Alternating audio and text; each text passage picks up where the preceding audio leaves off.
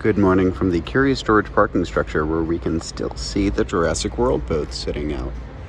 Today's going to be a very, very interesting construction update because today is actually my last construction update for Secret Life of Pets Off the Leash. That's right, it is opening for pass holders this weekend. So we're going to do all of our final checks, see what has been done. Obviously, we will continue to look at the area with the Walking Dead attraction now closed. And paintwork can still be done around the area, but that attraction is opening next week. Now, while I will not be able to board the attraction because I will be out of town for the AP preview, Universal has released some images, and we can see in these images that there actually really doesn't seem to be any projections, which is very exciting. It seems to be a all-encompassing, immersive dark ride experience. It also appears to be an Omnimover, which, if you're familiar with Disney, is a continuously moving attraction like the Haunted Mansion or Buzz Lightyear Astro Blasters. So I'm very excited about this attraction. We will go and see what we can see in the park. And we'll take a little bit of a look at the lower lot, but today's mostly going to be focusing on Secret Life of Pets. So let's go. As we get to City Walk, you can see that there is still some Hard Rock stuff on the windows, but we see some work lights inside. They're getting some work done. Looking at the Universal Cinema, we can see that the Invisible Man, all of that wrapping has been removed. Some Chocolate Emporium, not much to see here. Soon there will be. Added Sugar, there's not much to see other than now there's White Scrim at the top of it. We're looking at the NBC Sports Grill and Brew, not much to see here, even though it's been a couple weeks. We only have that one column that the rock has been removed from. Now, I've been asked by a lot of people, why go to theme parks during a virus, during an outbreak? And the truth is, they really can't be that much dirtier than going to school. It's roughly the same amount of people at my university than can fit in Universal Studios any given day. And I'm sure Universal Studios hand washes or hand cleans each of its attractions every night. Well, my school doesn't do the same for seats and tables. So I maybe I'm overly optimistic, but I don't think it's that bad yet. I don't think that people should panic and avoid any pre-planned vacations. So speaking of COVID-19, Universal, unfortunately for me, but fortunately for everyone, has canceled Peacock Live. They will be giving everyone a full refund. I haven't gotten that yet. Hopefully I'll get it soon. But they didn't say canceled. They used the word rescheduled. So I look forward to when everyone is healthy and we can go do that event. So the park only opened about 20 minutes ago. Let's go see what wait times are.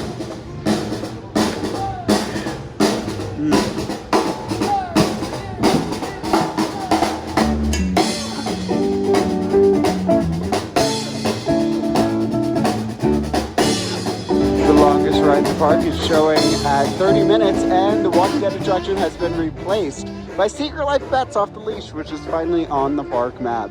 Everything else is 20 minutes or less. The first thing to notice walking this way towards the plaza is there's now a banner for Top Chef Food and Wine Festival, which is going to be held March 19th and 20th. I don't think I'll be coming to that, but it looks like it will be here in the plaza.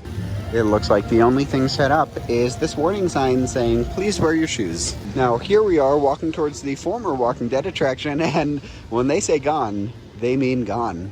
It appears like the helicopter was removed as well as the sign for the attraction. And wow, that's crazy. Rumor is it's going to be coming back for Halloween Horror Nights, but as of right now, it's gone. But when one door closes, another one opens, and the Secret Life of Pets gift shop called the Pet Store is now open. Let's take a look inside.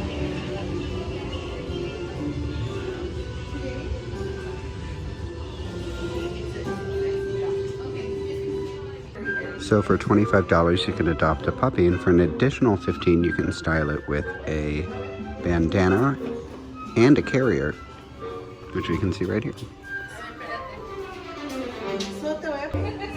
Here you can see some of the t-shirts and mugs and plates and all that stuff.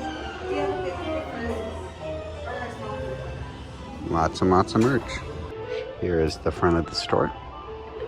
You'll rarely see it this empty once the attraction opens. Here's the front with a massive, massive, massive TV in a frame. Nice wood table.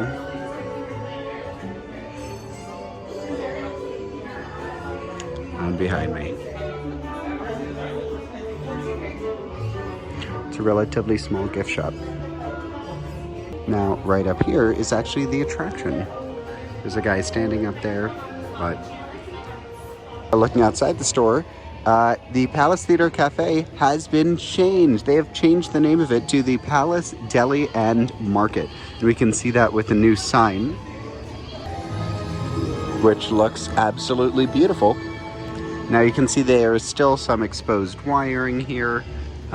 Still some things that are likely to be painted. Let's see if they've changed the menu at all. Now it doesn't seem like they've changed the menu, even though the name of the restaurant has changed. So anyway, it seems like the gift store is from about here over, and then the exit station is right up here. Because it's an Omnimover, that means the loading station's probably up here too.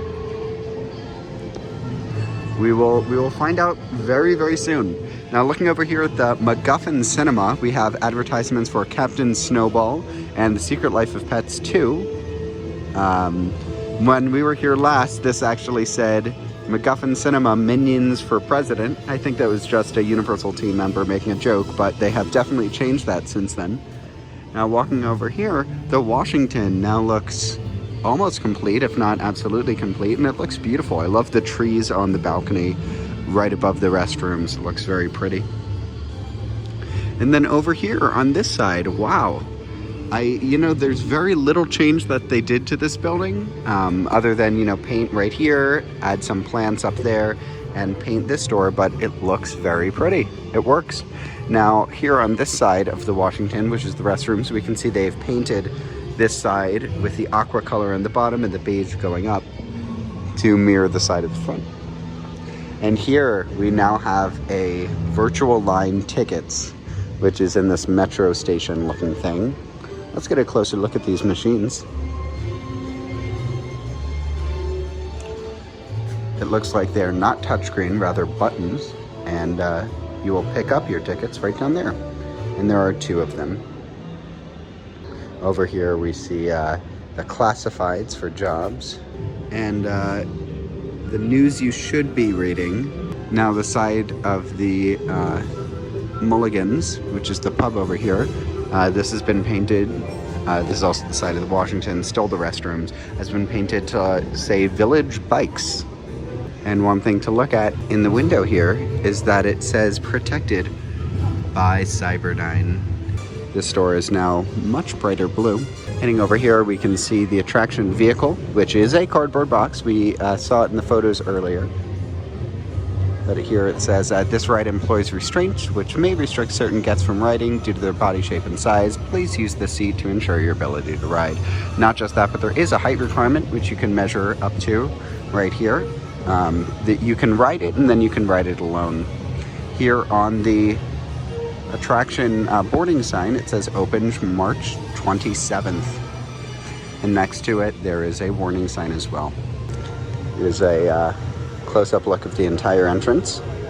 And when you enter, we actually have a photo of what it looks like. You will have Express going to one side and Standby going to the other side. Over here on this side, we finally have a look at these doors in their final painted color.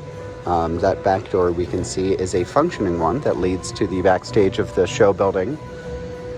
But we now have red, yellow, and purple doors, and this one is actually labeled. It is named Fredonia Consulate. Now maybe that's the name of the town we're in, I have no idea. The great thing is that Mulligan's is finally back open, which is very exciting, because it was down for a pretty long time. And guess what? Despicable Delights, which is the ice cream shop here, is always closed. Never mind. Yeah, it's never open.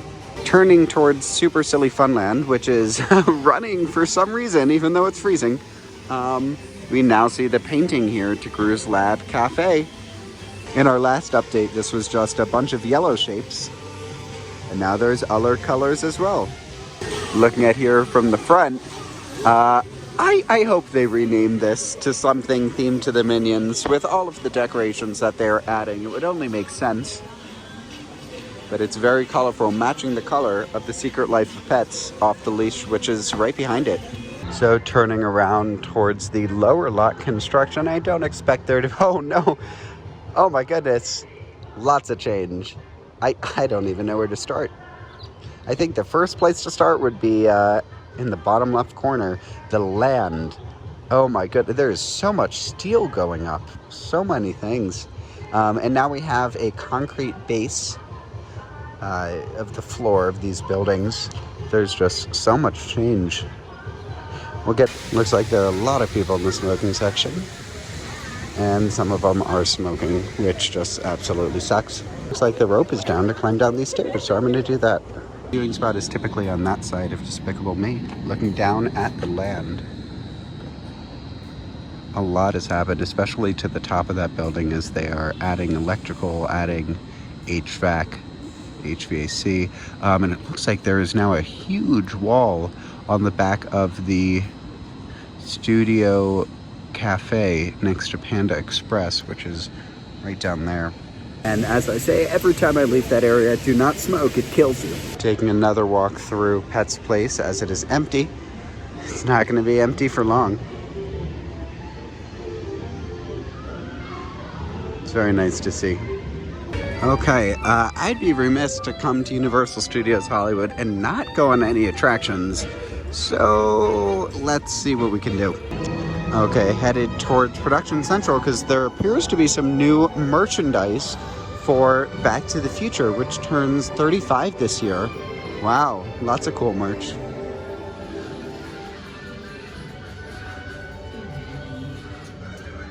The Simpsons ride is showing a 30-minute wait. It's usually a 20-minute experience with the pre-shows and then getting on the attraction. The lower lot is not open yet, but it will be open in about 25 minutes. So let's try and do this and see if we get out in time to go to the lower lot when it opens.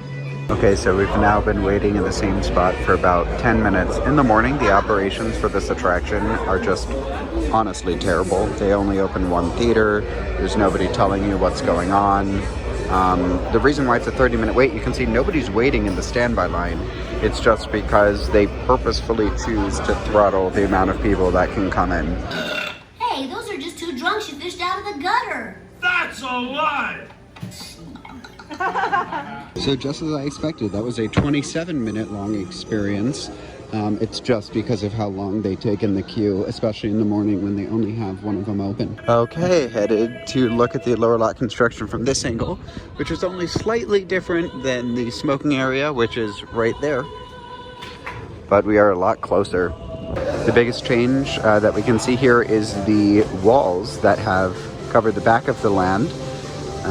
And will probably make our viewing fairly difficult, but we'll see what we can see when we get down.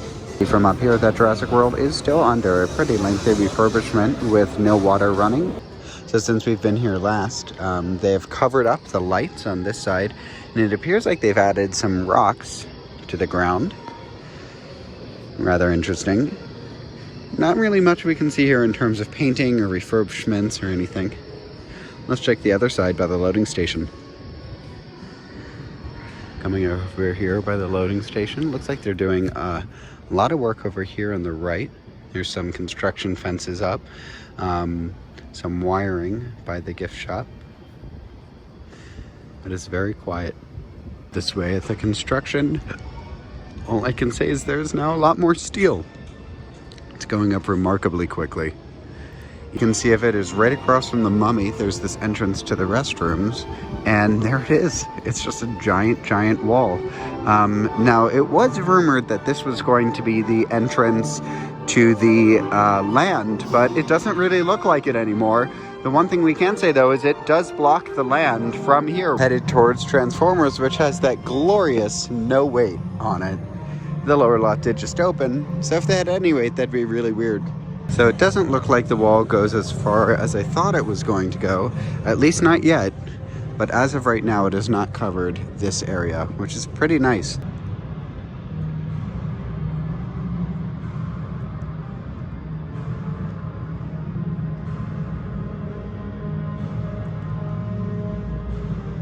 So I did check down there towards our usual viewing area. There's really not much to see inside the building, other than it's just becoming more like a building now. Uh-oh, that's trouble, alright. So I just left Transformers, which was really fun. When they said no wait, they weren't kidding. There was only 2 people in our entire vehicle.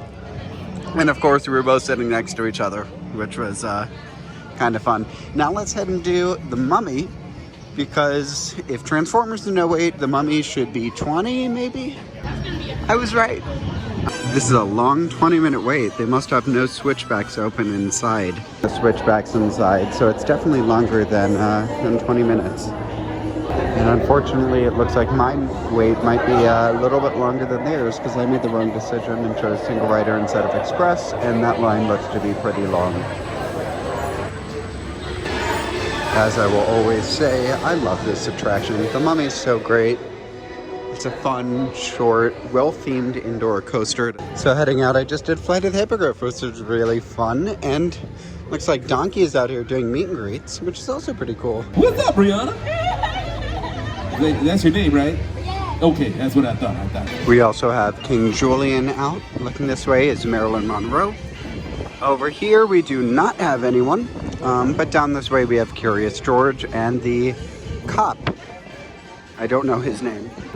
So thank goodness I came when I did, because right now there's a lot of people coming in. Looking here at the Universal Studios Hollywood fountain, we can see the top of it looks so much brighter, so much more vivid since they repainted it just a week ago. Well, this is crazy, right? It's a lot of people for 11 a.m. I also realized I didn't show it, but while I did bring my own hand sanitizer, Universal Studios has dozens and dozens of hand sanitizer locations, just as Disney did. They're at all of the food locations right after checkout, but they also have some at attractions, which is nice. So before heading out, I do need to say that team members actually were supposed to have a preview of the new attraction, Secret Life of Pets Off the Leash, on March 5th. So that was just a couple days ago, but it was postponed because the attraction is not finished yet. That's kind of crazy. And it's opening at the end of next week for pass members, so hopefully that won't be postponed. As we were there, we did see some people working on the exit of the attraction, but some touch-ups are usual, especially as we get this close to opening. But anyway, thank you so much for joining me. We got to look at our final Secret Life of Pets Off the Leash attraction update before the attraction actually opens to annual pass holders just next week. We'll be widening it in a couple weeks after that. We spoke about Peacock Live a little bit, got to ride some attractions, look at the lower lot construction, a lot has changed, and this was a great visit.